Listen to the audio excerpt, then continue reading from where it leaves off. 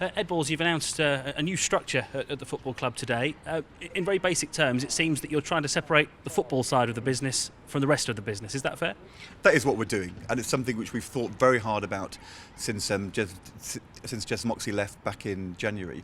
Last summer, we decided as a board to carry on with a structure we've had here at Norwich for very many years, a chief executive looking right across the whole business. And I think we've concluded in the last couple of months that for a club like ours, increasingly, that isn't the way to go. On the one hand, the non-football side of the business, which Steve Stone will be managing as managing director, is now a big, complex business which needs to be to have real focus, and Steve will give that.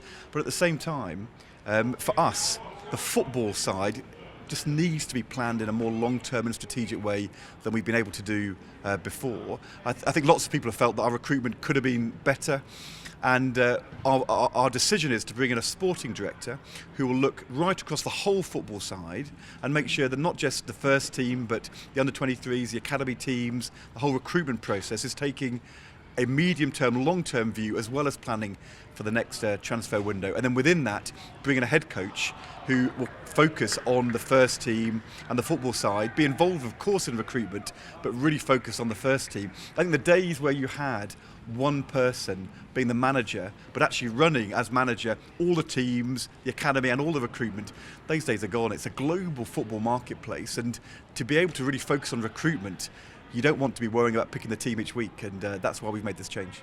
We keep coming back to recruitment. We have done a lot this season with Norwich City and over the past couple of years. Is this an admission from the club that the way you've been scouting players, the way you've been signing players, just hasn't been up to scratch for the last 2 or 3 years? Well, we've made some good decisions in terms of players we've moved in, and I think if you look at, for example, the Robbie Brady business over the last year and a half worked very well indeed from our football club's point of view. So we've made some good decisions, but could it be better? Yes. Do we take a sufficiently long-term view? Are we planning for more than one window ahead? I think we haven't been doing that enough. And I think you've got to see the academy as being part of that whole recruitment process. The academy is there both to potentially bring players through to the first team, as you've seen with the Murphy twins, but also to bring in players who could potentially be then sold on to generate more resources into the club if they're not going to quite make our first team. And that requires a focus and a planning which I think the board has concluded we haven't done enough of over the last few years. It's just really hard for one chief executive to run the whole thing. That's a conclusion we've reached, and that's why we're going to change things for the future.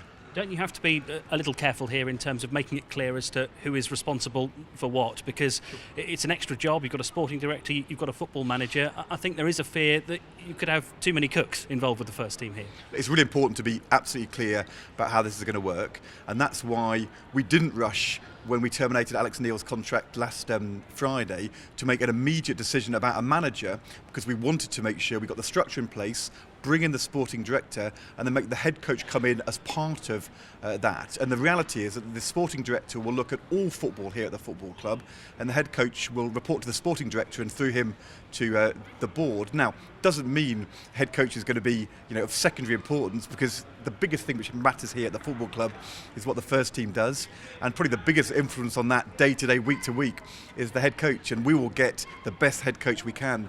We want them to come into a structure which is clear, and with a sporting director which is looking across everything, and we think we can get this right and make things clear, and we'll make sure we get a head coach who comes in and wants to be part of what we put in place, and a head coach who comes in and says, I actually want to be manager, I want to run everything, I want to be in charge of recruitment, I want to do to do things the old ways, is not going to be the kind of person we'll be recruiting.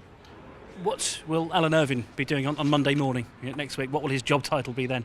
Well, I said to you a week ago that we'd asked Alan to do 2 games, to do Blackburn and then to do today. We now go into an international break for a couple of weeks, and the position we're in with the sporting director and the head coach is, on the one hand, we want to go as fast as we can, but not at the expense of making the right decisions and getting the right people in. And the focus the board put down a week ago, is wanting, if we can, to be up and running by the close season, at the end of the season, because this is such a vital summer for us. So Alan's happy to carry on being our caretaker manager and for more games if that's what we need. We've now got an international break for 2 weeks. If we haven't moved quickly on the new head coach in the next week, then we'll give Alan plenty of notice, because it'll be really important that he can get geared up for the Aston Villa game. We'll take the time we need, but we'll go as quickly as we can. And it's really good to have somebody with the experience of Alan Irvine who can help us through this period. He says he won't apply for the head coach's job, or I suppose the sporting director's job. Is he a contender for either? Well, what we're going to do is appoint the sporting director first, and then make sure the sporting director, with all of us, can make the decision about head coach. And I think it would be premature for me to sort of start speculating about any names, inside or outside the club, until we've done that. Alan has got a great track record, and it's great to have him here. I think what he said was very important and respectful to Alex and to the board. He wants to make sure he's focusing on the games he's managing right now, rather than worrying about what it might mean for the future. But obviously those are things which we'll talk about in due course. And look, from my point of view, wouldn't it be fabulous if we won the next 8 games, we're in the playoffs, and Alan Irvine took us up to the Premier League? But that feels like a tall order.